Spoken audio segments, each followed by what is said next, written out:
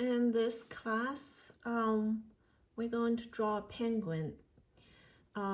This is the first step, and I have two pictures. That's the photograph I was using. So that's the first step I drew. So the like I said, the first step, don't look at the details. Don't look at the bump. Don't look at the beak. What you look is the whole shape. Like that's kind of rectangle, right? So it goes this way. And that's what I did. See? That's what I did. That's the whole shape. Then one arm is right here and one arm is higher. That's the whole proportion, this penguin. So no detail, right? That's kind of the face right here. That's what I did. Then, and you think about where you put on the penguin. So I'm thinking I put on the picture on the left side of the page. So because this have more empty spot here. Later on, I'm going to add another penguin here, but right now I'm just like do an overall shape and right here.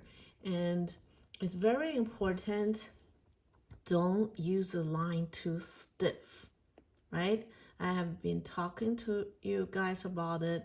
As I always say, draw in the beginning, draw with straight lines, but not literally like straight like this, not like that, okay? What I mean by straight lines is simple lines, not, see, let's have a bump here. I'm not doing that. And this the arm is a little bit bent. I'm not doing that much right now. I'm going to do that later, like all those little bumps here and the little feet. And I'm not doing that, okay? I'm doing the overall proportion of it. Overall, like, the penguins is tilted that way, see, right? It's just walking like, back and forth. Then his body is tilted that way. That's what I do. And the first step is always very important because we're going to use this as a reference for rest of it. And that doesn't mean you literally have to copy exactly what did in the first time, because there might be some mistake. Like I did make the arm longer later because it's a little short. I did in the first step, but that's a later step. So that's the first step. Then I did the second step, and the first step, I felt like I made this too long, so I kind of shrank it a little bit, about the same. So, and that's the third. See, now, see all the like curvy lines here I'm using. So that's the first line. Now I start to curve a little bit, get the detail. Let's see, that's the curved line. That was the first line. Then I curved a little bit. See, I curved a little bit, right? I put the feet on. See, that was the first arm. It doesn't mean you draw there, you're not going to change. So when you're going details, then you fix more, you make it more accurate, right? Then you add the beak and then the eye. Still, the line are very loose and light because I have to erase it and fix it again. So you don't want to do that. The dark, very dark line, you can't fix it, you can't erase it. Then after that, start shading. See, the penguin actually is very dark, but I shaded very light. And make sure, don't shade like this.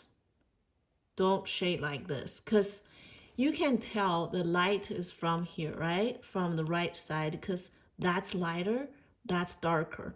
So you shade this part darker and that part lighter. They give a three-dimensional feel, right?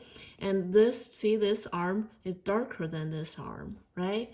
So pretty soon you're going to see a core shadow right here. And that's the lighter side, that's the darker side. That's the next step. So remember, that's the first layer I'm shading, so not very dark. Remember that.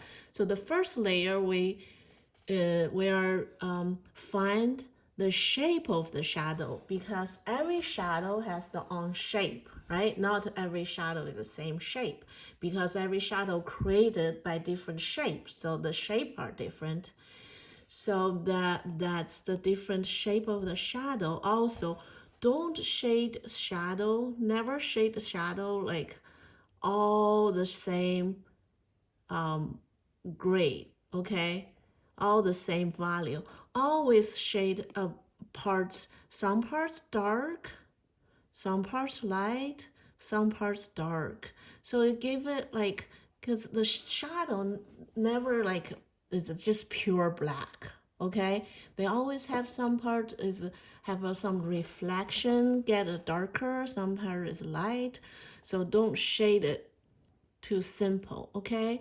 Then after that, I did that. That's the casting shadow. Then that's the core shadow, because that's black, that's white. So this is a white, it's a shadow on the white fur. So that's why it's very light, but you still can see the core shadow, the reflection, right?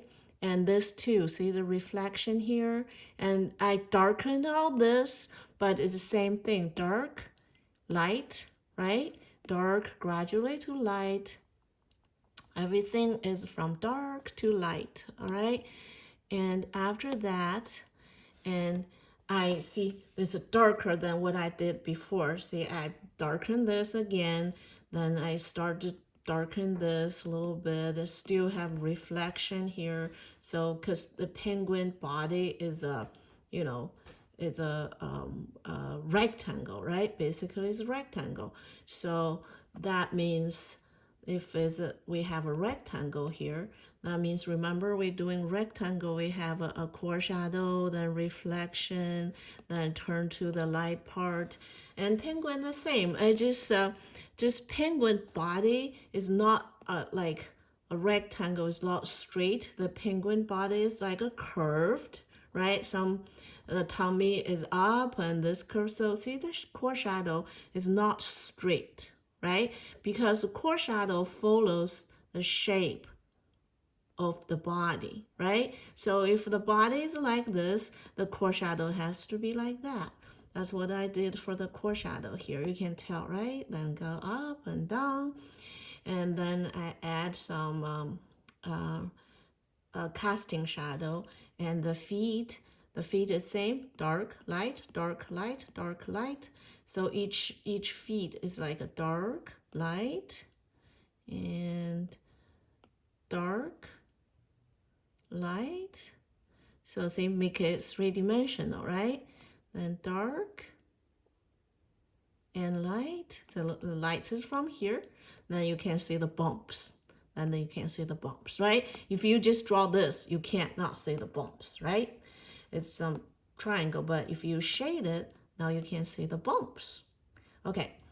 So this probably is the last step of this one. Then I felt like it's too empty, or you're going to finish this like very fast. So I'm like, okay, if you finish this and you don't have anything to do, then we get something else for you.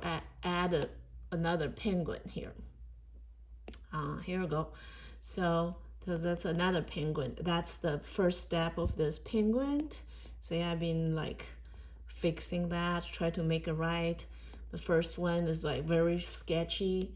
Then after that, here's another one. Then I kind of, make the shape more detailed. I, fix the shape more detailed. Then the last one is the shading. The shading the same. Look, the penguin is not all black. Remember that, okay? See the light part here? That's the reflection, because a penguin is the same. It's same as this penguin. The body is a rectangle, right? If we have a rectangle here, we have a core shadow. Then we go to have a reflection, right? So the light is from here.